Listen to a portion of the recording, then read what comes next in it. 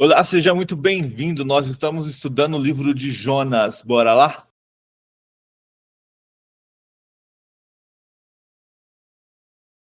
A ti, Senhor, nós rendemos graças porque o Senhor é bom.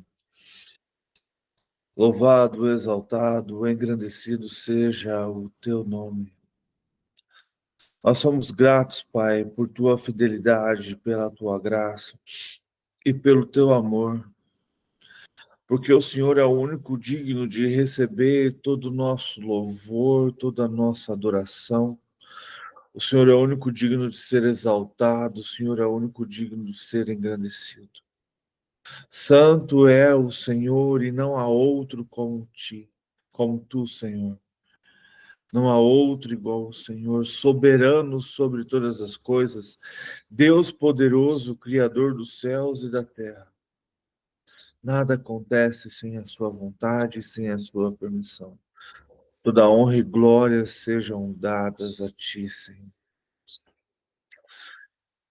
Senhor, nós somos gratos pela tua graça, pelo seu amor, pelo poder do Senhor que é manifestado sobre as nossas vidas. Obrigado, Pai, pelo fôlego de vida, obrigado pelas misericórdias do Senhor e pela graça do Senhor que se renova mais uma vez em nossas vidas. Louvado, exaltado, engrandecido seja o Senhor. Obrigado, Senhor Jesus, por tudo o que fez por nós e por tudo que ainda está fazendo e vai fazer. Louvado seja teu nome. Obrigado pelo pão sobre a nossa mesa, obrigado pelo sustento da nossa casa, obrigado pela nossa família, obrigado pelo teu cuidado, pela sua graça e pelo seu amor. Espírito Santo, te clamo nesta manhã, venha ministrar aos nossos corações. Vem falar aos nossos corações através da tua palavra. Que possamos, Pai, ao estudar a tua palavra, conhecer e compreender e entender tudo o que o Senhor tem para nós, para a honra e glória do teu santo nome, Pai, para louvor do teu santo nome, para que haja uma transformação em nossas vidas. Nós somos gratos, Pai. Espírito Santo, derrama sobre nós o teu poder, derrama sobre nós os dons vindos de ti, para que possamos, com autoridade e poder, pregar o evangelho do reino a todas as pessoas que estiverem perto de nós, para a honra e para a glória do teu santo nome, Pai. Espírito Santo, derrama sobre nós a sua armadura, para que estejamos prontos e preparados para tudo o que vier. Pai querido, nesta manhã eu quero te fazer um pedido em especial pelo Diego. Vai, Pai, neste momento, com o teu Santo Espírito, derrama cura sobre a vida dele. Que essa infecção saia, Deus, em nome de Jesus. Que esse formigamento, essa falta de sensibilidade saia também, Pai. Que ele se recupere, Senhor. E que ele entenda na vida dele que isso é milagre do Senhor. Que é o Senhor agindo sobre a vida de seus pais para abençoar a vida dele. E que ele reconheça, Pai, através desses sinais, desse agir do Senhor, que é o Senhor que faz, que age, que tem todo o poder. Que é o Senhor que o separou e o escolheu. Que é o Senhor que tem grandes obras e grandes planos para a vida dele. Que esses momentos, Pai, que muitas vezes são momentos de preocupação e de dor, sejam momentos de transformação, de conversão, de cura, de milagre, para a honra e para a glória do teu santo nome. Faça, Espírito Santo, haja com o teu poder sobre essa casa, para a honra e glória do teu santo nome, para que sim, o Senhor seja louvado, para que sim o Senhor seja exaltado, para que sim o Senhor seja engrandecido. Somos gratos, Pai, porque o Senhor nos ouve, porque o Teu Santo Espírito é sobre as nossas vidas. Obrigado pela autoridade e o poder que o Senhor tem derramado sobre as nossas vidas. Obrigado, Senhor, por ter cuidado de nós nos pequenos detalhes. Mesmo que lutas e tribulações venham, com o Senhor temos a certeza da vitória, para a honra e glória do Teu santo nome, para o louvor do Teu santo nome.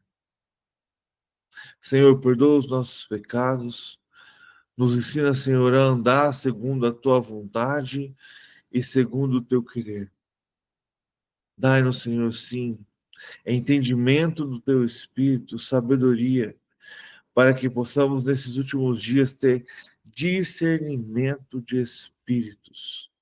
Derrama sobre nossa vida, Pai, os Teus dons, principalmente o do amor, da fé, pois precisamos de Ti, Espírito Santo, até para aceitá-lo.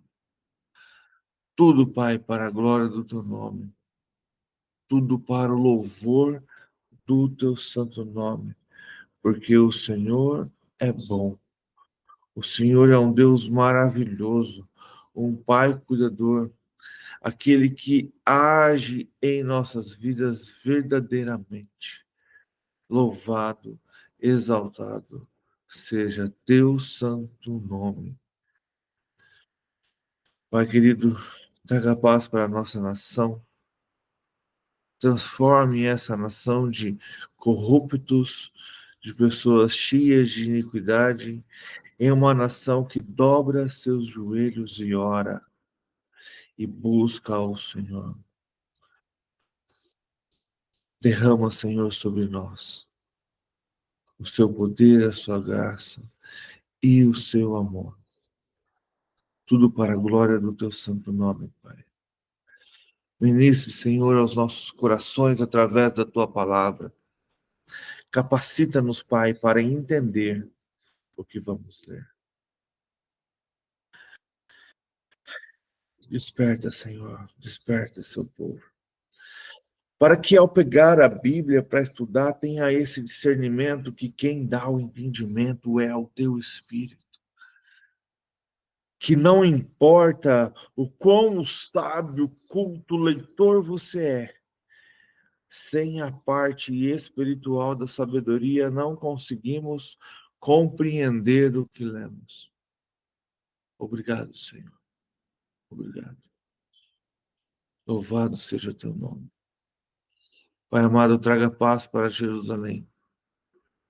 Traga paz para aquele lugar, traga paz para o Oriente Médio. Guerras e confusões, nós sabíamos, Pai, o quanto isso era necessário. E sabemos também que isso pode começar uma agenda. Tudo para a glória do teu santo nome. Tudo para o louvor do teu santo nome. Tudo para a glória do Senhor. Porque o Senhor é bom e não há outro como o Senhor. Obrigado, Pai, por tudo. Transforma as vidas. Cura, Pai. Restaura. Restitui. Tudo para a honra e tudo para a glória do teu santo nome. Em nome de Jesus. Amém.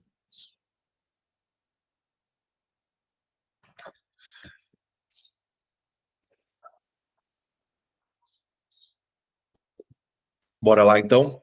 A gente está estudando o livro de Jonas e a gente vai para a última parte.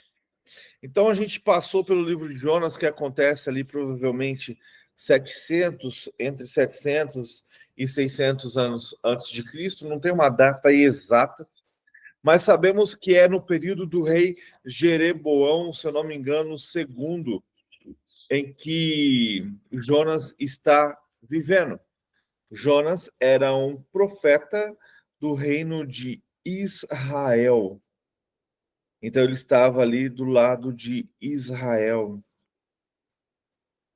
E Jonas, então, ele recebe uma missão do Senhor. Jonas recebe um chamado do Senhor. Vá até a cidade inimiga e profetize que por causa da maldade dela, aquela cidade vai sucumbir. Jonas recebe essa mensagem do Senhor como um profeta. Nós não sabemos sua história antes nem depois desse acontecido. Mas Jonas resolve não obedecer. Então ele pega um barco e vai para Tarse, para o outro lado oposto da cidade de Nínive. Ele compra uma passagem. A gente viu no texto que provavelmente o marinheiro daquele barco, o dono daquele barco, deu essa passagem a Jonas, não só pelo dinheiro, mas porque Jonas disse que estava fugindo do seu senhor. Então, o dono do barco permite que Jonas esteja dentro do seu barco. E quanto Jonas está na parte de baixo do barco, então não é um barco pequeno, é um barco já de um porte pelo menos médio, porque ele tem o convés ali e tem a outra parte de baixo. Jonas estava dormindo quando começou uma grande tempestade. E durante essa grande tempestade, imagina num barco jogando para um lado para o outro, os marinheiros começam a clamar a seus deuses e Jonas continua dormindo. Então eles vão lá, acorda ele e manda ele também clamar ao seu Deus. E eles perguntam: quem é você? E aí Jonas fala, né, que ele é hebreu, adorador do Senhor, o Deus dos céus, o que fez o mar e a terra. E aí eles ficam apavorados com aquilo e começam a perguntar: o que foi que você fez? Porque sabiam que Jonas estavam fugindo daquele que é impossível fugir. Aí Jonas fala: olha, para essa tempestade acabar, vocês vão ter que me pegar e jogar no mar. Eu não vou me jogar no mar, porque eu não sou louco, mas se vocês me pegarem à força e me jogar no mar, a tempestade acaba. E aqueles homens ficam relutantes com isso, de início eles não tentam. Na verdade, eles tentam de maneira humana voltar para a costa. E eles percebem que quanto mais eles desejam voltar, mais a tempestade fica acirrada. E aí eles clamam por misericórdia, para que Deus os perdoe pelo que eles vão fazer. Eles pegam Jonas e jogam no mar. Quando Jonas cai no mar, a tempestade cessa. E aí eles estão, a gente vê ali, Jonas já convertendo o povo do barco, porque eles se compromete a fazer um sacrifício para o Senhor. E Jonas, então, ao cair no mar, ele é engolido por um grande peixe. No capítulo 2, a gente tem uma oração de Jonas, que provavelmente ela aconteceu não no momento em que ele estava no mar e se afogando, mas provavelmente dentro do peixe já. E ele relata poeticamente o que lhe aconteceu, de que ao ser jogado ao mar, ele quase teve um momento de morte. Precisamos entender um pequeno detalhe de como o judeu conta a história. Muitas vezes nos perdemos porque vemos uma parte da história e depois vemos outra que parece que teria acontecido antes. Se vocês pegarem a maioria das histórias contadas na Bíblia, narrada por um judeu, ele conta o fim primeiro. E aí depois ele conta como tudo isso aconteceu. Provavelmente no meio ele dá uma outra ênfase do fim. Depois ele volta de novo a contar o que aconteceu. É a maneira do judeu narrar uma história. Então, ele começa falando que no meio do meu desespero eu clamei ao Senhor e ele me respondeu. E é interessante que isso aqui faz uma analogia, né? Não sei se é essa certa palavra, mas faz uma ligação com o que vai acontecer com a cidade de Nínive. Olha que interessante, no meio do meu desespero, clamei ao Senhor. E ele me respondeu. E Jonas não percebe que ele estava sendo tão desobediente ao Senhor como a cidade de Nínive. Lógico, a gente não pode comparar pecados, mas Deus não fica comparando pecados, ele está vendo pecados. Jonas foi desobediente. E aí a gente vê a cidade de Nínive, além de desobediente, também perversa. Mas Jonas clama, Deus o ouve. E aí ele começa a falar da onde ele estava, o que aconteceu com ele. Então, do ventre daquele lugar, do ventre da morte, né, ele clama por socorro. E aí ele fala da sua quase morte, do seu momento ali. Você imagina ele despertar, né? Porque provavelmente a gente, quando está se afogando, muitas pessoas antes de morrer, elas desmaiam, né? O seu corpo desliga, é automático. É a mesma coisa quando você está caindo de um prédio, quando você está pegando fogo, quando você está se afogando. Quando você está em situações de morte, tem uma coisa que o seu corpo tem um botão de desligar para que você não sinta aquela dor. E Jonas, então, ali despertado dentro da igreja, dentro da igreja, ó, do peixe, clama ao Senhor. E Deus o ouve. E manda esse grande peixe o vomitar para fora numa praia. O interessante é que Jonas, ao clamar, no final da sua oração, ele, ele, ele chama aquelas pessoas que não são tementes ao Senhor de adoradores de ídolos inúteis e que desprezam a sua misericórdia. Zeu, lembra de foi Abacuque, acho que foi que a gente leu, que falava como que o Senhor vai fazer isso com essa cidade, trazer esses incircuncisos para nos vencer. Ele tá fazendo aqui a mesma coisa, ó. Aqueles que acreditam em ídolos inúteis desprezam a misericórdia, mas eu, com um cântico de gratidão, oferecerei sacrifício a ti. Engraçado, né, que o texto vai nos preparando para o que acontece. E aí, quando Jonas prega para Nínive, ele vê que, na verdade, aqueles que ele acreditavam que desprezariam a misericórdia do Senhor, na verdade, clamam pela misericórdia de Deus.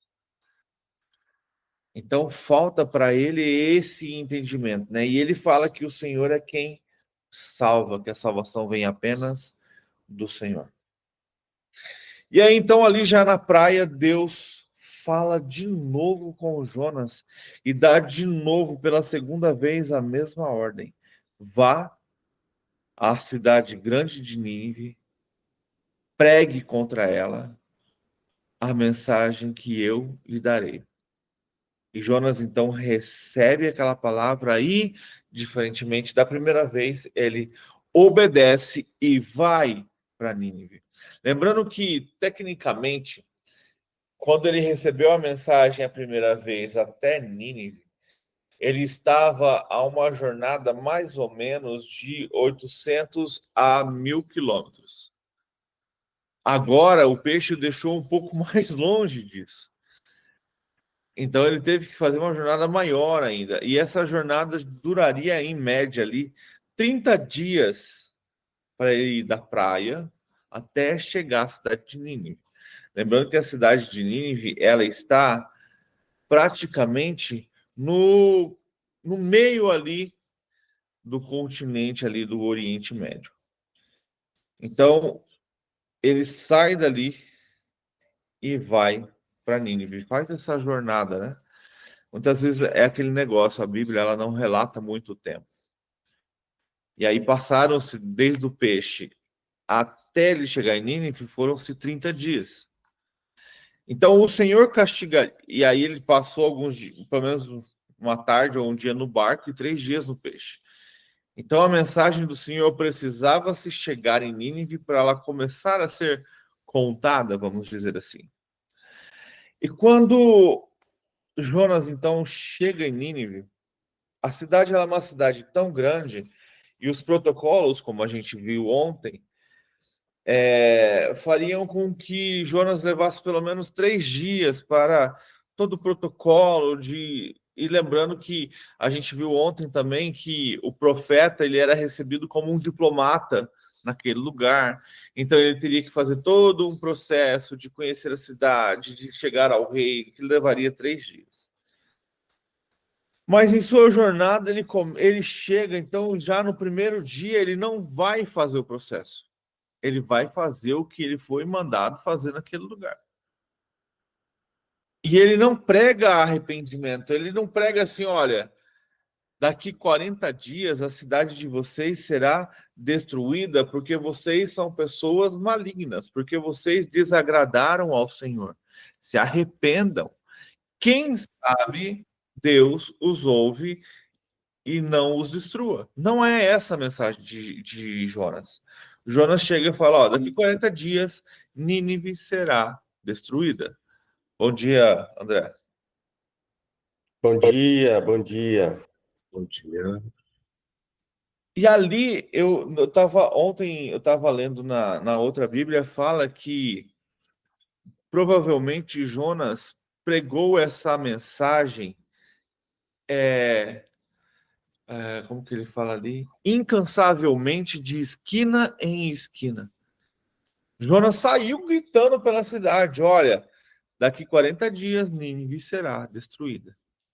E a gente percebe então na leitura que as pessoas começaram a ouvir, provavelmente se questionar quem era e pelas roupas reconheceram que era um hebreu.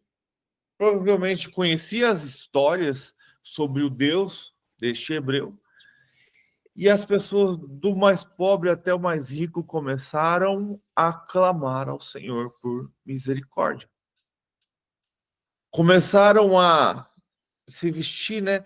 Lembrando que essa cultura de se vestir de pano de saco e sentar em cinzas não era uma cultura hebreia, era uma cultura daquela região, quando a pessoa estava enlutada ou com grande dor.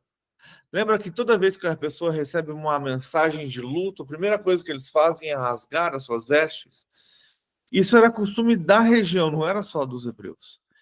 Então, os assírios ali, o povo ninivita, quando eles receberam essa mensagem, qual era o sentimento deles? De morte. Nós vamos morrer, a cidade será destruída. Então era o momento de se vestir de pano de saco, sentar em cinzas, jogar cinzas sobre a cabeça e clamar. E o que é bem interessante sobre sentar em cinzas é muito mais confortável do que ficar sentado no chão. A cinza ela é macia. Interessante, né?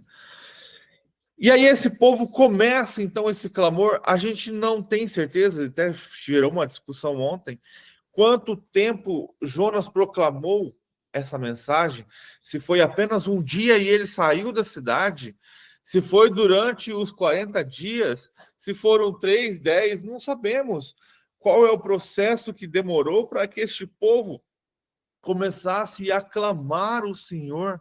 Sim, começasse a clamar e começasse a buscar ao Senhor, até que esse murmurinho, né, esse clamor, essa mensagem chega ao palácio. E é interessante que o rei entende a mensagem. Ele tira sua túnica, ele tira sua capa, também faz a mesma coisa, se veste de pano de saco. E aí o rei, então, ele faz um decreto para toda aquela cidade e seus nobres. Então, ó, por decreto do rei e de seus nobres, que toda a cidade, todos os animais façam jejum, não comam e nem bebam, busquem, clamem a Deus com toda a sua força, deixem seus maus caminhos e a violência. Talvez, porque Jonas, lembra que ele não pregou arrependimento? Então, conhecedores dos seus deuses, né?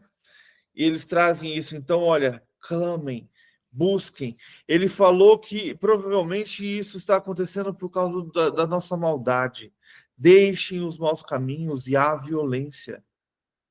Quem sabe, talvez Deus se arrependa e abandone a sua ira e não sejamos destruídos. E aí, tendo em vista o que eles fizeram e como abandonaram os seus maus caminhos, então isso não foi do dia para a noite, foi um processo e Deus viu o que? O coração deles, o que eles estavam verdadeiramente dispostos a fazer. Deus então resolve. Eu gosto muito mais da palavra resolve não destruí-los do que a palavra se arrependeu e não os destruiu. Não gosto da ideia do se arrependeu, porque a palavra mesmo diz, Deus não é homem para se arrepender. E quando a gente vê essa palavra também lá em Gênesis 6, Deus se arrependeu de ter criado o homem, o sentido hebraico também não é essa palavra, se arrependeu. É como se Deus tivesse se entristecido por ter feito o homem. E aqui eu gosto da ideia de que Deus mudou de ideia, e não da ideia de se arrependeu. Trazendo para o nosso português é quase a mesma coisa. E Deus vendo então o coração daquele povo, Deus tira a ameaça. Deus não os destrói como tinha ameaçado. E aí a gente entra então no capítulo 4, que começa a dar sentido a toda essa história. A ira de Jonas, estruturalmente, isso corresponde ao capítulo 1, versículo 17, do 2 ao 10, que é totalmente contrária, né? Mas enquanto no capítulo 2, Jonas se alegra em Deus por tê-lo perdoado e salvo, no capítulo 4, ele está desolado, pois Deus perdoou os ninivitas. Essa incoerência está no cerne da mensagem do livro. Embora Jonas acolha a salvação para si mesmo, ele não aceita que ela seja para os outros, especialmente para quem ele vê como inimigo. Olha que interessante, trazendo para o nosso coração. Nós buscamos e clamamos pela misericórdia e pelo perdão do Senhor, mas não desejamos que os nossos inimigos sejam alcançados e transformados. Nós buscamos isso e clamamos por isso, mas nós não oramos para que o nosso inimigo seja transformado e alcançado. É a palavra de Jesus. É muito fácil você orar por quem você ama. Você é capaz de orar por aquele que você não ama? Por aquele que você odeia? Por aquele que é seu inimigo, que deseja a sua morte? E é o que a gente tem aqui, a gente vai ver aqui sobre Jonas. Jonas clamou por si, Deus o perdoou, porque ele foi desobediente. Mas quando Nínive clama por misericórdia, Deus ouve, ele fica bravo, fica revoltado. Então vamos ler capítulo 4 do livro de Jonas. Então, depois de toda essa situação, que a gente não sabe o período de tempo que isso durou, mas a gente inicia o capítulo 4. Jonas, porém, ficou profundamente descontente com isso e enfureceu-se. Ele orou ao Senhor: Senhor, não foi isso que eu disse quando ainda estava em casa?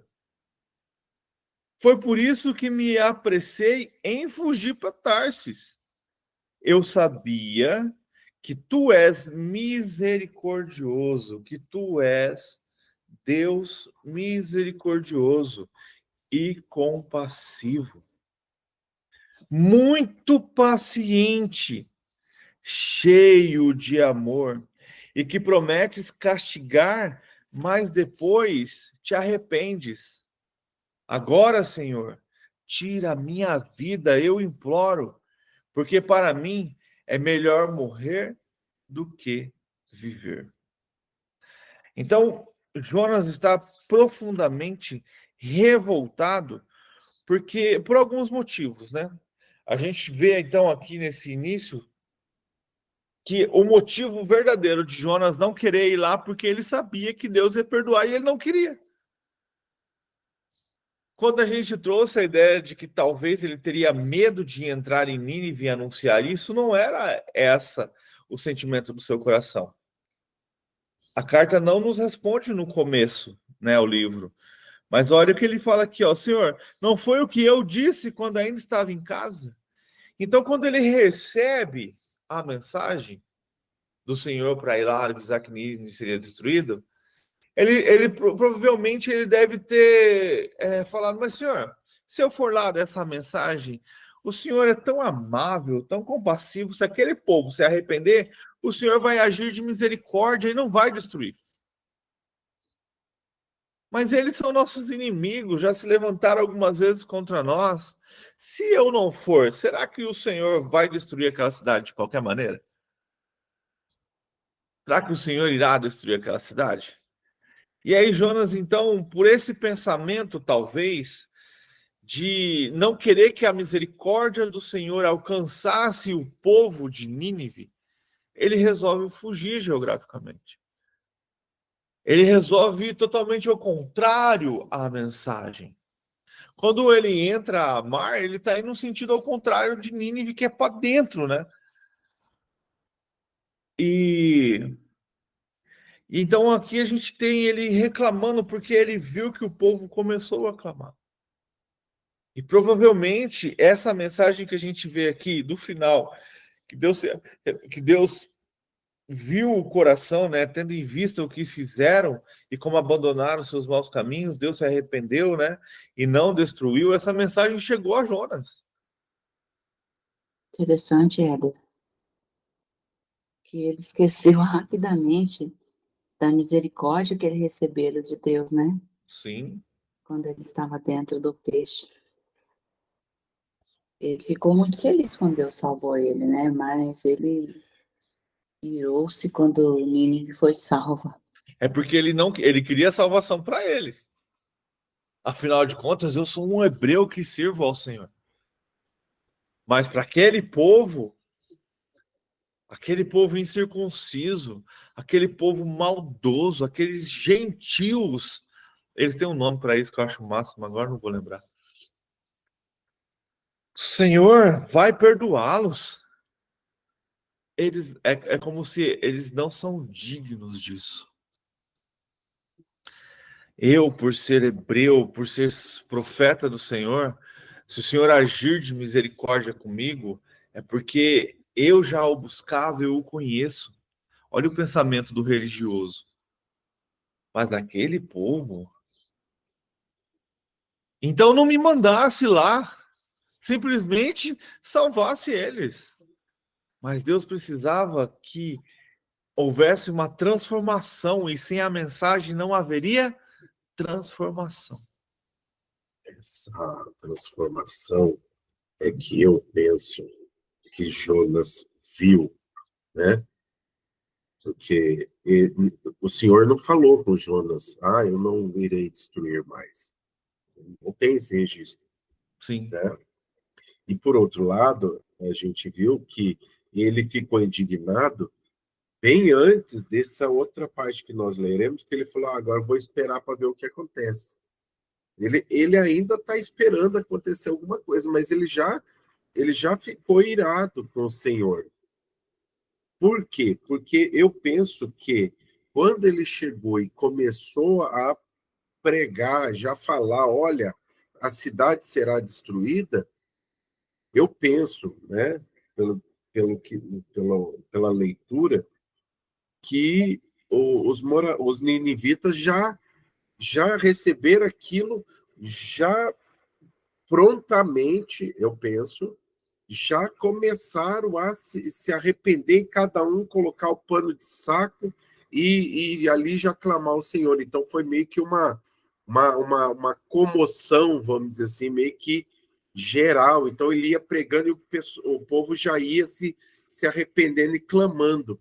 Quando ele viu essa mudança de comportamento, porque ele sabia, a palavra do Senhor, a primeira que era para pregar é: olha, se arrependam, se arrependam.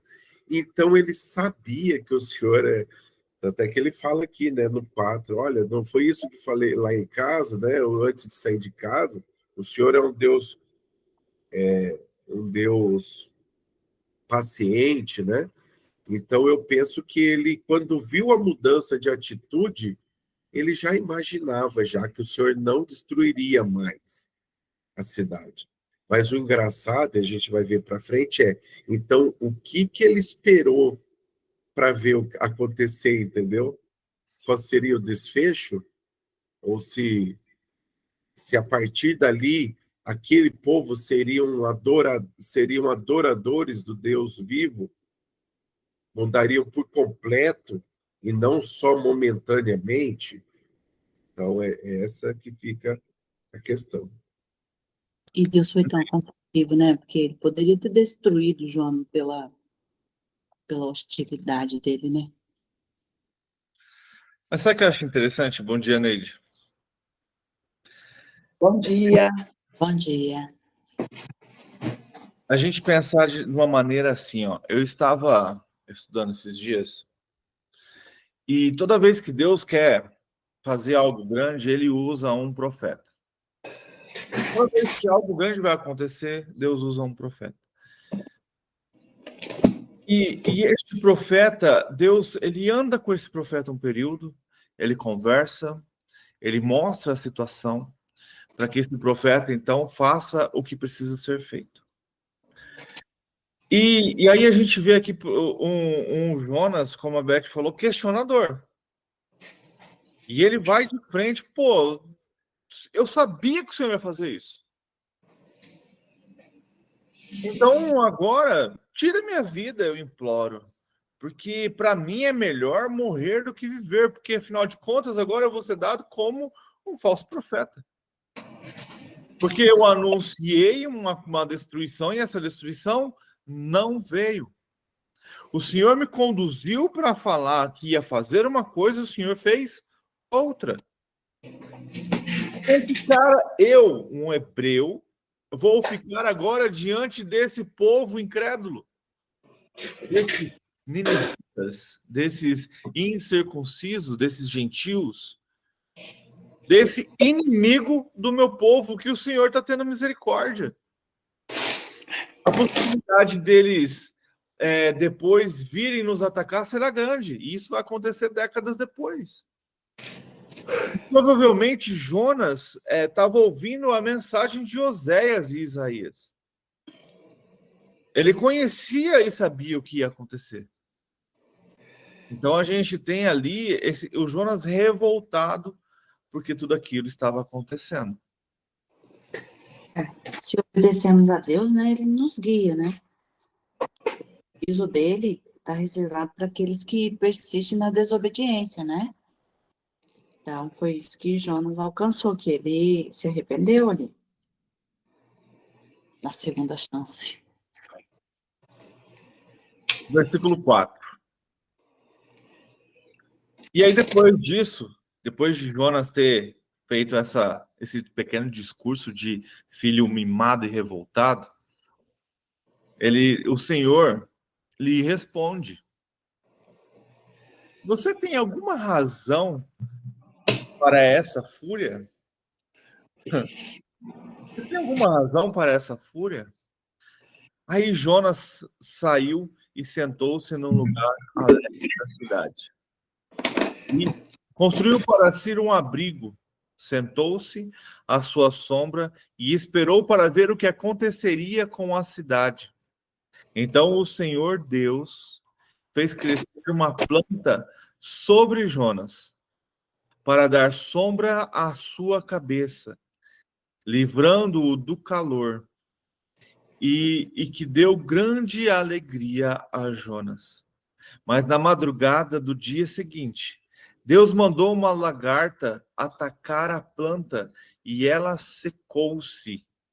Ao nascer do sol, Deus trouxe um vento do Oriente muito quente, e o sol bateu na cabeça de Jonas, ao ponto de ele quase desmaiar. Com isso, ele desejou morrer e disse: para mim, seria melhor morrer do que viver. Mas Deus disse a Jonas: você tem alguma razão para estar tão furioso por causa da planta? Então o Senhor causou algumas situações ali para Jonas. Primeiro, o Senhor já questiona Jonas. Aqui a gente tem uma... É aquele negócio que eu disse, né? A gente não sabe se é a maneira que o judeu conta a história, ele conta o final para depois contar o que aconteceu, para depois... e fica meio... Mas se a gente for linear, é como se Jonas ainda dentro de Nínive tivesse murmurado. E aí Deus fala assim: você tem alguma razão para estar furioso? Por que você está bravo desse jeito? Você tá... Por que disso? Aí Jonas, então, ele sai revoltado, senta-se num lugar a leste da cidade ali, constrói uma tenda, provavelmente deserto, né? A gente sabe que é aquele lugar. Não tinha muitas árvores por ali. E Deus, então, durante a noite, levanta uma árvore, uma planta, né? Provavelmente uma árvore baixa ali, para ter sombra sobre a cabeça de Jonas, e Jonas fica muito alegre com isso. Então, Jonas vê o Senhor cuidando dele através de um milagre sobrenatural. E aí, durante a noite, quando ele está dormindo, Deus manda uma... Olha, é muito legal você ver a autoridade de Deus sobre essa situação. Sobre tudo, né? A soberania do Senhor. Deus manda a lagarta como mandou o peixe. Manda a lagarta comer e secar a planta. E aí, Deus ainda faz o quê? Ele faz com que o sol se aqueça mais. Manda um vento quente sobre Jonas, ao ponto de Jonas quase desmaiar. E aí ele reclama de novo. Por mim seria melhor morrer do que viver. E aí o Senhor de novo fala com ele: você tem alguma razão para estar tão furioso por causa da planta? Isso me levou a lembrar que muitos de nós choramos a morte de um animal de estimação, ou a quebra de um objeto, né? Que tem apenas um valor sentimental, mas assim, refletindo aqui, será que nós choramos pelo fato de um amigo não conhecer a Deus? É muito mais fácil a gente ser sensível aos nossos próprios interesses do que a necessidade espiritual das pessoas que nos rodeiam. Interessante, é isso mesmo. Continuando ali então, o versículo 9. Respondeu ele: sim, tenho, eu estou furioso a ponto de querer morrer. Mas o Senhor lhe disse: você tem pena desta planta, embora não a tenha podado, nem a tenha feito crescer. Ela nasceu numa noite e numa noite morreu. Contudo, Nínive tem mais de 120 mil pessoas e não sabem nem distinguem a mão direita da esquerda, além de muitos rebanhos. Não deveria eu ter pena dessa grande cidade? Então Jonas, Deus conhecendo seu coração, ele fala: cara, você está com pena de uma planta, a qual você não plantou, não fez crescer, que surgiu numa noite e na outra sumiu. Agora você quer que eu não tenha misericórdia de uma cidade com mais de 120 mil pessoas? Lembrando que aqui a contagem geralmente é só de homens. E fora o seu rebanho. E você quer que eu não tenha misericórdia, não tenha pena de uma grande cidade? A gente acaba o texto dessa forma, mas a gente está mostrando, Deus está falando para Jonas: você pirou? Literalmente, né, trazendo para o nosso linguajar, Que loucura é essa? Você tá com dó de planta, mas não tá com dó das pessoas. É como a Beth acabou de dizer. A gente está numa sociedade tão invertida que você vai preso por judiar de um animal e muitas vezes você mata uma pessoa, dá uma cadeirada em uma pessoa e nada acontece. É um absurdo isso, cara. Agora chuta um cachorro para você ver se você não vai preso. Eu não estou desprezando o animal, mas aonde mudou o nível da sociedade que a vida humana não tem valor. E para Jonas, ele estava com esse sentimento. Esse ódio que ele tinha dos seus inimigos da cidade de Nínive o cegou como humanos. Ele estava com mais dó da planta que secou do que da cidade, do que de uma cidade, de pessoas, porque afinal de contas eram seus inimigos. Então a gente vê Deus falando, cara, você está totalmente errado. O meu amor é pela humanidade. A gente começa a ver aqui Deus mostrando que o seu amor, a sua misericórdia é pela humanidade e não só pelo... É muito legal esse texto aqui, porque ele mostra que tudo que Deus faz não é apenas pelo povo hebreu, pelo povo judeu.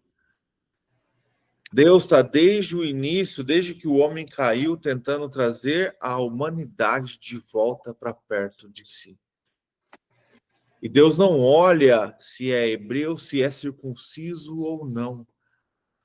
Mas Deus dá a oportunidade do arrependimento. E quando esse arrependimento acontece e é genuíno, não importa o seu passado, Deus transforma a sua vida. E aí trazendo para nós, muitas vezes a gente deseja que um assassino, que pessoas que cometem maus, né, com outras, aí a gente vai ter uma série de nomes, a gente deseja que essa pessoa morra e vá para o inferno. Mas será que esse é realmente o desejo de Deus? O livro, né, A Cabana, é um tapa na nossa cara para isso, por isso que muita gente não gosta. Porque mostra realmente essa misericórdia de Deus até pela pessoa que é má. Porque aquela pessoa é má por causa das circunstâncias que foram conduzindo isso a ela. E nós, como humanos, muitas vezes, quando vemos uma pessoa que causa mal a outra, o que nós desejamos é a sua morte. Essa pessoa merece ir para o inferno. E muitas vezes Deus quer agir de misericórdia. Deus quer salvar a todos. Não importa. Afinal de contas, para Deus, todos nós somos maus. Todos nós somos pecadores. Todos nós somos inimigos do Senhor. E Deus deseja salvar a todos, não importa seu passado. E a gente, como humanos, achando que somos donos da verdade, donos do sistema, a gente deseja que aquela pessoa malvada padeça. Ô, Éder, eu estava meditando anteontem com a minha esposa sobre o começo, né, do nosso estudo, e eu trouxe assim para ela. Você imagina se você é uma cirurgiã, né, uma cirurgiã cardiovascular, e entra lá na sala de cirurgia um assassino, uma pessoa que fez uma atrocidade com alguém muito perto de você. E a tua vida, a vida do cara está totalmente dependente ali do teu trabalho. O que você faria? Aí eu meditei sobre isso. Cara, pela minha carne, eu aconteceria alguma coisa ali que eu não iria querer que ele se salvasse. Agora, pelo Espírito Santo, que é o que realmente convence, que é o que realmente constrange, né? O dom da graça. Eu estou vendo muito o dom da graça aí no Senhor. Essa correlação, sabe? De um favor imerecido, de um favor ali que agora em Cristo Jesus, nós, assim, vemos as leis, vemos todas ali os mandamentos de Deus, porém não, o dom da graça ele é muito maior para salvar, em todos eles. né? Exatamente é isso. É somente pela graça, né? Pela fé em Cristo Jesus que vem a salvação. E aí o Jonas, né? Voltando lá para o papel do cirurgião, é exatamente isso. Se nós não tivermos o Espírito Santo, realmente a gente vai ter essa natureza de Jonas, essa justiça moral, essa ética moral, dessa natureza pecaminosa, né? Nossa, que a gente sempre quer ser o juiz dessa pessoa, ser o juiz dessa comunidade, ser o juiz dessa situação. Então o Jonas aí está exercendo né, um papel de juiz sem entender o favor que Deus está demonstrando ali, a graça, a misericórdia, né? Que não depende ali do passado, mas sim do presente. Os caras, né, rasgaram suas vestes, eles realmente se arrependeram e viu o Senhor que eles se arrependeram. Então, o Senhor, primeiramente, ele não vê o estereótipo, ele não vê a parte externa, né? Ele vê o coração. E eu estou vendo muito isso aí, a graça de Deus se manifestando aí. E sabe o que é interessante, André? Deus é tão maravilhoso. A gente leu as cartas de João, né? Onde falando que Deus é amor, né? E a preocupação do Senhor em nos falar isso, é falar aos seus filhos isso, porque é como você falou, o sentimento carnal é aquela vontade que a pessoa tem de dar fazer uma vingança com as próprias mãos, né? Igual no caso da cirurgia cardiovascular de alguém que cometeu um mal contra um conhecido ou alguém da família. E a pessoa ter que fazer a cirurgia daquela pessoa, mas tendo em seu coração a bondade que o Senhor tem também para com ela própria, né? Ou com todos nós. E o Senhor, ele mostra através desse livro de Jonas exatamente isso. Ele também mostra várias outras passagens, até ali na parábola do filho pródigo, onde o irmão que fica, quando o irmão volta e o pai se alegra, ele fica indignado.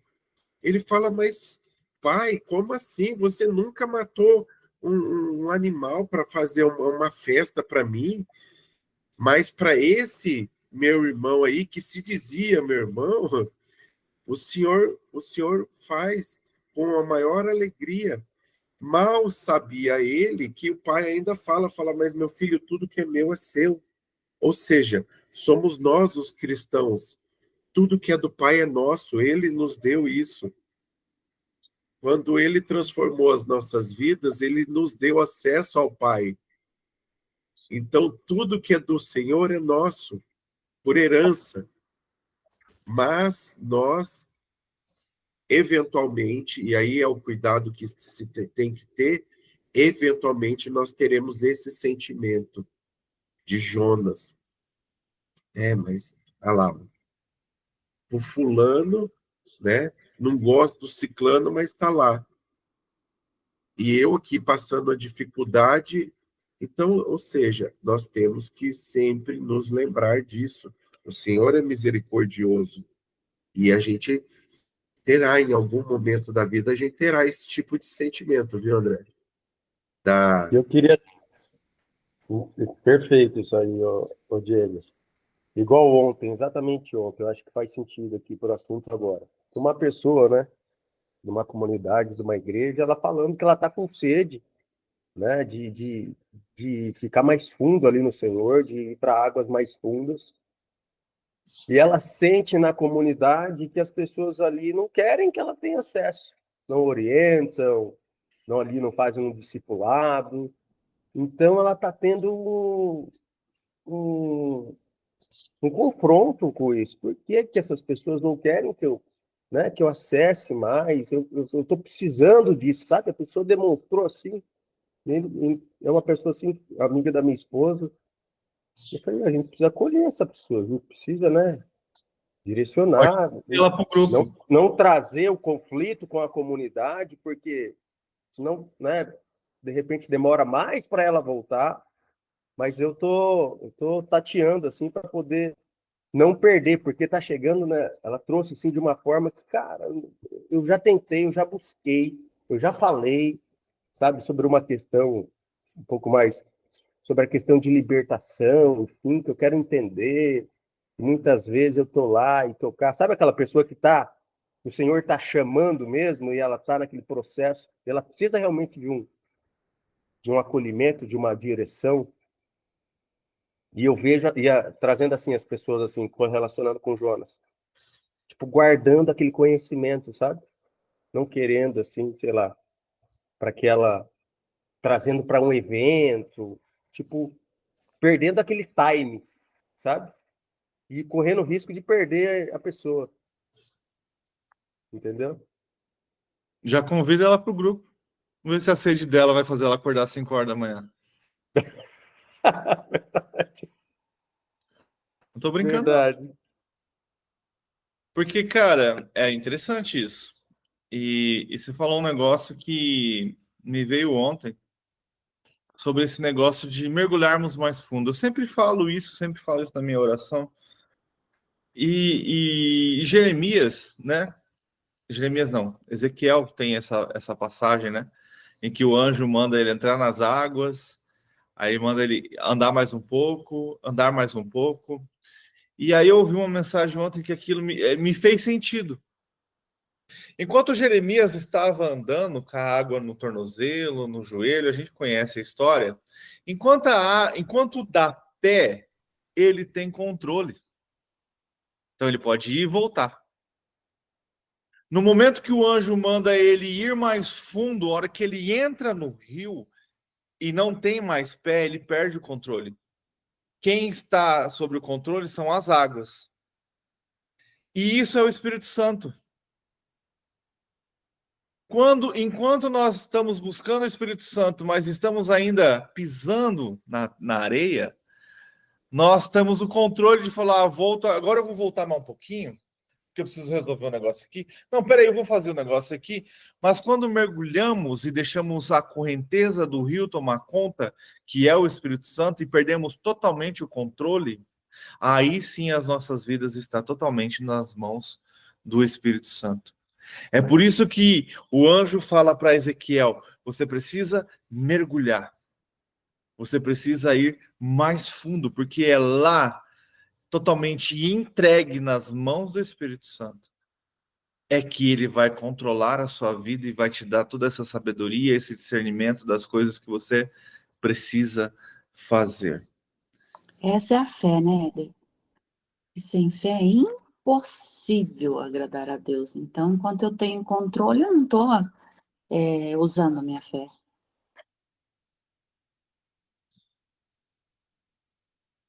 E aí é muito bom, cara. E essa sede que você disse me fez pensar nos antigos, né?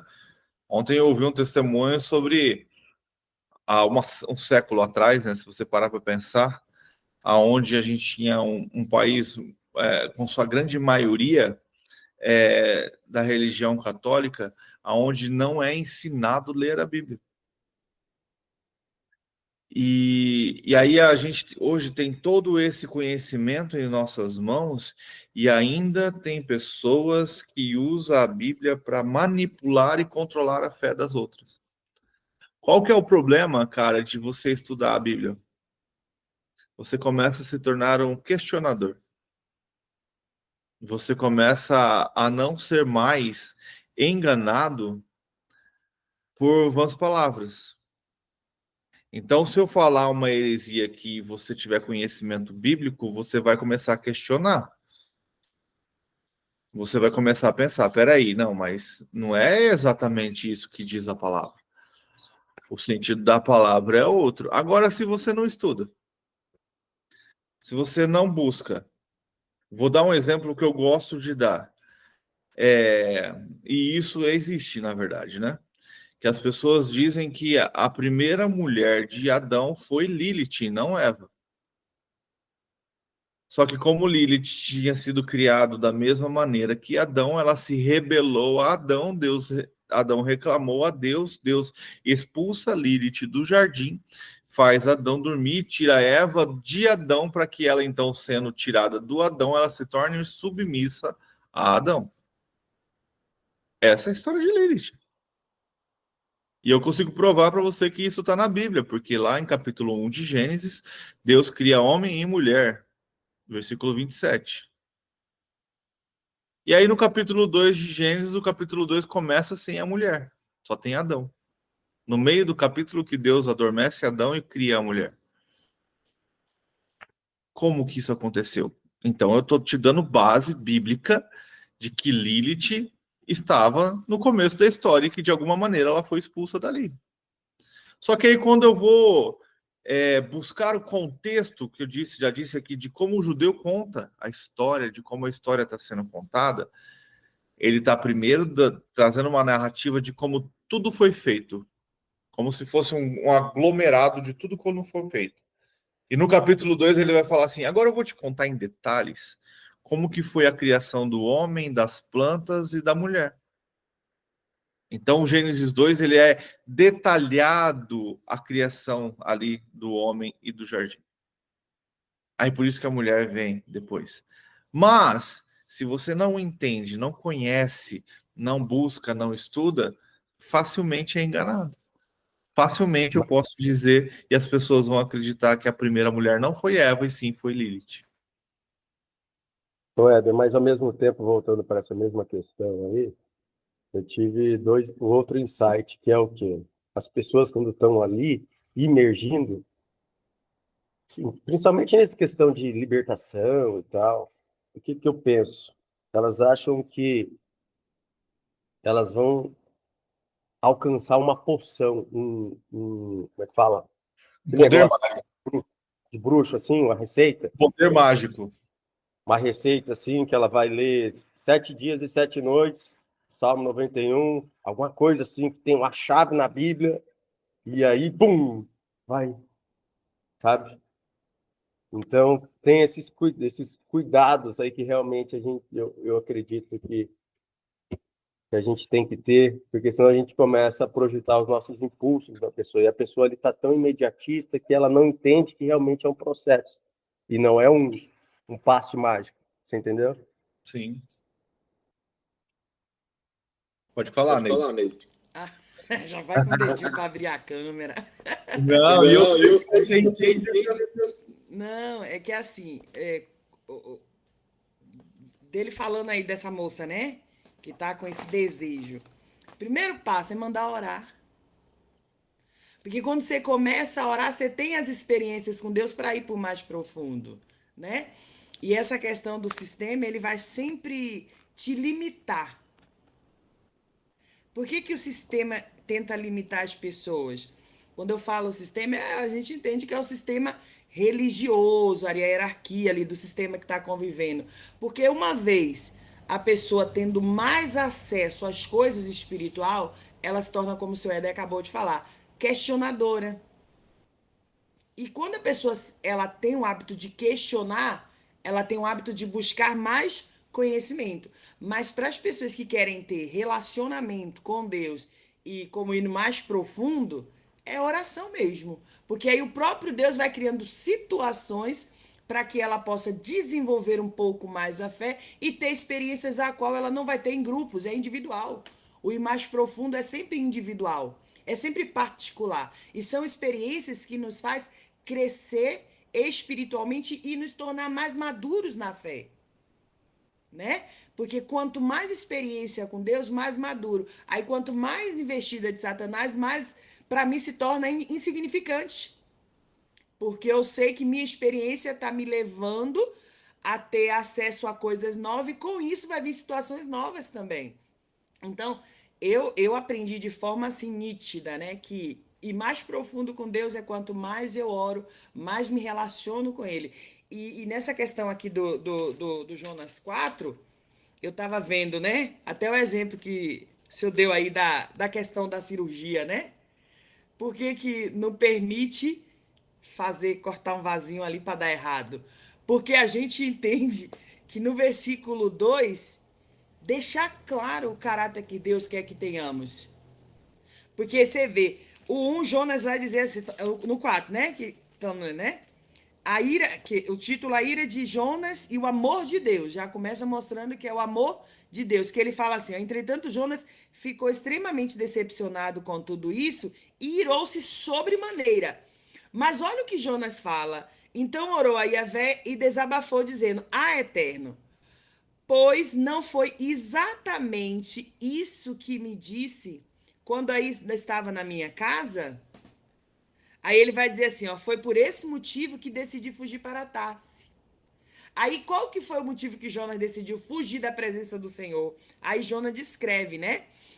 Eu sabia que tu és Deus misericordioso, compassivo, longânimo e rico em amor, e que ameaças castigar, mas também se arrependes. Olha que infeliz. Quer dizer, eu não quero ir fazer o que o Senhor me manda, porque eu sei das suas características. E o Senhor pode voltar atrás, né? Quer dizer, vai fazer eu falar algo e depois o Senhor pode se arrepender do que o Senhor mandar eu falar. E ele descreve, na minha concepção aqui, como que a gente tem que ser misericordioso, compassivo, longânimo e, acima de tudo, rico em amor. Porque se a gente tem o nosso coração rico de amor, que é dessa misericórdia, dessa graça, por mais que o outro a gente tenha vontade de pegar a cabeça e arremessar na parede, a gente vai dizer, não, Senhor, né? Porque o amor do Senhor impera em mim. E Jonas descreve as características de Deus ao olhar dele, mas mesmo assim ele não consegue ver nele essas características. Ao ponto dele se irar por conta da decisão que Deus muda. Então eu vejo que aqui a gente aprende como que Deus quer que sejamos. E para que isso aconteça, porque como eu demonstrar amor para alguém que eu sei que está querendo me ferrar? É só pela misericórdia. Né? E aí eu acho que é isso aí, ó. A Neide falou um negócio interessante, que é No reverb, Play. É o meu? É. É que às vezes eu ponho na caixinha, porque meu celular fica achando que tá baixo. Então, que é a questão de você, que é uma experiência individual. E muitas vezes, né, às vezes a pessoa, ela quer fazer de uma forma coletiva. Ela quer fazer, se o meu marido for, se minha filha for, e ela não busca o individual. Ela fica esperando por alguém ou pela família toda. E aí não há um começo, porque tem que ser individual. A salvação, ela é individual. Quer queira, quer não queira, ela é individual. Então, muitas vezes, a pessoa ela quer começar esse processo, mas ela fica apegada Coletiva, né? ao coletivo. E E ela muitas vezes, tem que ter esse entendimento, que ela vai ter que se desgarrar e ela vai ter que ir para o individual. A hora que ela partir e falar assim, não, eu vou buscar essa informação, eu vou estudar, eu vou me dedicar a isso, aí, meu amigo, aí não tem mais nada que a segure. é a mesma coisa de ter uma pessoa que está precisando muito de oração, ela pede, mas ela mesma não ora. Ela pede, ela só pede. E você está entendendo como é a nossa natureza? Olha só o jeito que eu trouxe. Então, eu tenho que ter um cuidado para que ela não saia da comunidade, porque aí pode correr um risco. E eu quero fazer o papel de discipulador de Deus, de cuidado dela. Está entendendo? A nossa natureza é um problema, né? E às vezes Deus quer tratar com ela de uma outra forma individual e a gente muitas vezes quer colocar no nosso caminho, assim, né? Mas eu vou trazer um pensamento assim, ó. Eu aprendi isso há um tempo atrás, que eu achei interessante. Quando a gente vai para uma academia, e a gente vai por conta própria, né? Geralmente, a gente desiste. Tem muitos que têm força própria e continuem, beleza. Mas quando a gente tem um personal trainer nos enchendo para covar, a gente permanece por mais tempo. O que eu quero trazer? A pessoa que é nova na fé, ela não consegue muitas, não estou generalizando, mas a maioria não consegue pegar a Bíblia e estudar sozinha. Então, muitas vezes é necessário que ela tenha alguém para andar com ela. Então, tipo assim, o que me fez ler a Bíblia esses 3 anos, todos os dias, foi esse grupo. Você acha que se eu não estivesse aqui, eu teria feito a mesma coisa? Não teria. Você entende? Então, o que me fez crescer hoje e ter o entendimento que eu tenho hoje foi esse momento. O que me faz querer buscar mais e ter mais sede, ter mais... E isso Deus vai acrescentando e vai aumentando. Então, muitas vezes, é necessário, por exemplo, igual você falou, ela quer aprender sobre libertação. Libertação não é um ministério fácil para ninguém, não. E outra, libertação não é um ministério para quem não é maduro. É um ministério... E para quem não tem vida com Deus. Tem essa também. Que a hora que você dá de cara com o Satanás ali, ele começar a jogar as coisas na sua cara, começar a te confrontar, se você não tiver andando com Deus, tiver intimidade com Deus e cheio do Espírito Santo, você vai tomar na carraqueta. Igual aconteceu com os caras lá da Bíblia. Os irmãos lá que queriam expulsar os demônios em nome de Jesus, de Paulo, e tomaram foi uma surra. Saiu apanhado. Então, o que muitas vezes precisa de amadurecimento. Para ir... Pode falar. Não, senhor, pode concluir. É que vem um pensamento, a boca abre. O coletivo, ele é importante. Oi? Fui eu que travei, né? O coletivo, ele é importante, mas o que eu digo é a vontade genuína da pessoa, dela se desgarrar, tem que ser ela por ela própria. Ela não pode ficar esperando, sabe? É igual, por exemplo, fazer parte desse grupo. O que impede cada um aqui? Eu sei que tem várias coisas que, se a gente deixar, vai impedir cada um de entrar aqui pela manhã. Mas se a pessoa falar, não, mas é que eu gostaria que fulano também entrasse, você tem que fazer por você, ou igual, por exemplo, buscar mais, ou até ir num culto, de repente, ou ir num... Isso aí tem que ser a pessoa tem que querer, é individual. E para que haja esse despertar do querer, eu digo, é imprescindível a oração. Não tem como. Por mais que haja esse desejo, mas se esse desejo não estiver atrelado com o desejo principal, que é orar, não vai. Não vai. Hoje eu tenho essa plena consciência, aliás, sempre eu tive, que eu falo que é o que me fez permanecer ao longo desses anos na presença de Deus. É entender que eu preciso orar. Eu vi uma situação recentemente na empresa, onde algumas pessoas falavam assim, mas Neide, fulano tá metendo pau em você aqui dentro. Aí e o que muda na minha vida fulano tá falando de mim? Aí sabe qual era a minha resposta? Vamos orar. Vamos orar.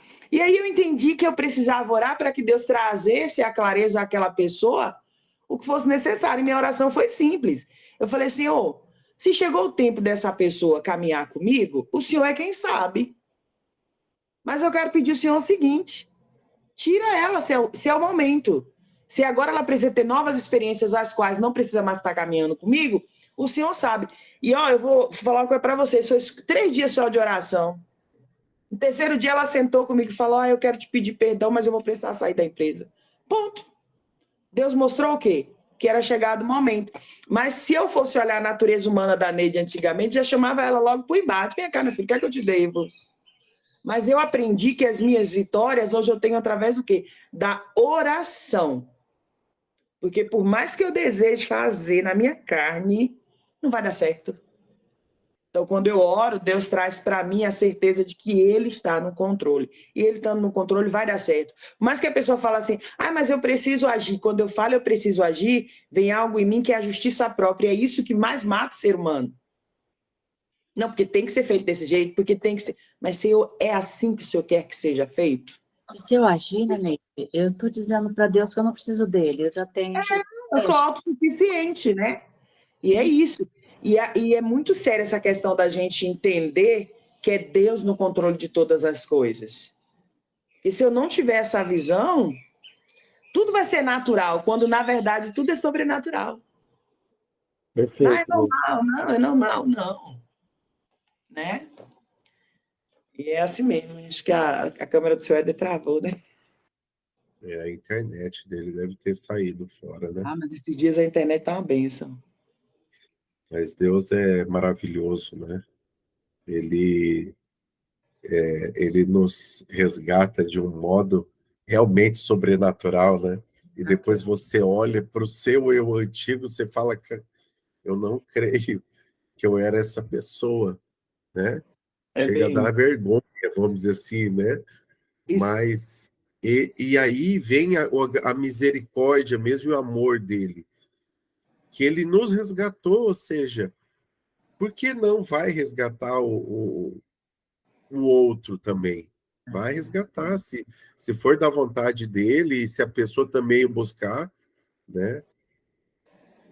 E você já reparou que Deus sempre coloca em nossas vidas pessoas com as mesmas personalidades que nós do passado? Se você parar para analisar, sempre você vai se bater com pessoas assim, em todos os sentidos. É Deus te mostrar como você era. Olha o que eu mudei. Que aí a gente vai exercitar a compaixão e a misericórdia. Meu Deus, eu era desse jeito. E o confronto, né? Também. Exatamente. O E aí você vai confronto, falar assim, meu Deus, eu era desse jeito. Opa aí, pai, tem solução para essa pessoa? Pronto, que tem para mim. É sério, mas muitas vezes o nosso orgulho impede de ver isso. Até isso acontece, né? E é bem isso. Beleza, gente?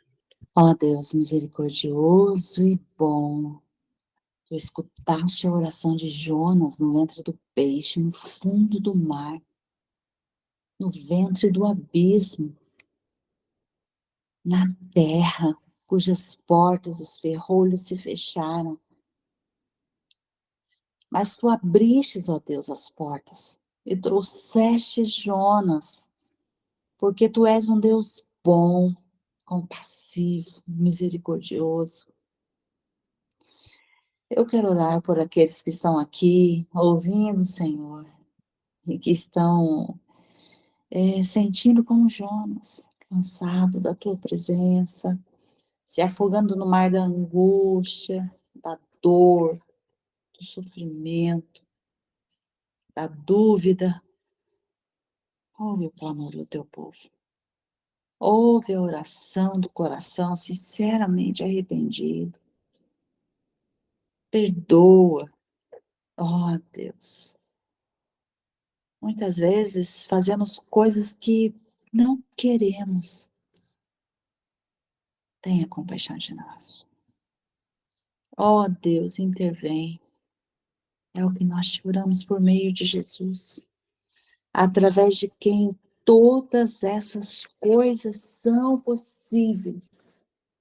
Em concordância com tua serva, Pai, queremos pedir a porção dobrada do teu Espírito sobre as nossas vidas, Pai. Que o Senhor venha nos encher, ó Deus, do teu amor misericordioso, assim bem como da tua compaixão. Para que não haja em nós, ó Pai, justiça própria, mas que venhamos entender e compreender que as nossas vidas, Deus, ela faz sentido quando estamos no propósito do Senhor. Deus, que cada um aqui deste grupo, meu Pai, até aquelas pessoas que por algum motivo, Deus, não entraram ou ainda não conseguiram entrar para compartilhar da Tua palavra, seja alcançada e visitada pelo Senhor. Deus, eu quero também nessa oportunidade, ó Pai, orar pela nossa cidade, Senhor. Está chegando dias decisivos, ó Pai. E quero pedir que o Senhor venha dar ao teu povo, Deus, sabedoria no momento de exercer, Deus, a arma, meu Deus, natural que é o voto, Pai. Senhor, sabemos que iremos eleger pessoas os quais, Deus, irão governar a nossa cidade. Mas acima de tudo, ó Pai, queremos eleger pessoas que venham a ser governadas pelo Senhor, Deus. Então venha nos dar sabedoria neste dia que se aproxima, Pai. Que o Senhor venha estar também, ó Deus, no controle das nossas vidas no dia de hoje, Espírito Santo. Que tudo aquilo que ainda há em nós, que é da natureza humana, do nosso querer, da nossa vontade, ensina-nos, ó Deus, a fazer com que venha a ser exterminado dentro de nós, para que haja dentro de cada um de nós o teu querer, a tua vontade, Jesus. Que não venhamos andar segundo ao nosso achismo, mas sim, meu Pai, segundo a vontade e o querer do Senhor. Deus, trata-nos de cada um de nós conforme a nossa particularidade e necessidade, mas que venhamos ser cheios da tua presença e referencial do Senhor, aonde quer que estejamos, aonde quer que nós iremos estar, Senhor. Te agradecemos por esse dia, te agradecemos por esse momento e te damos glória pelo poder extraordinário que opera em nós através do teu Espírito. É isso, ó Deus, que eu te peço e entrego este dia em tuas mãos, em nome de Jesus. Amém. E assim a gente finaliza mais um capítulo do nosso estudo. Espero que Deus tenha ministrado ao seu coração e que vocês tenham aprendido cada vez mais sobre a palavra de Deus. Que você tenha uma vida excepcional, que Deus possa derramar bênçãos sobre sua vida. E o meu desejo é que você tenha cada vez mais sede e vontade de aprender sobre a palavra de Deus.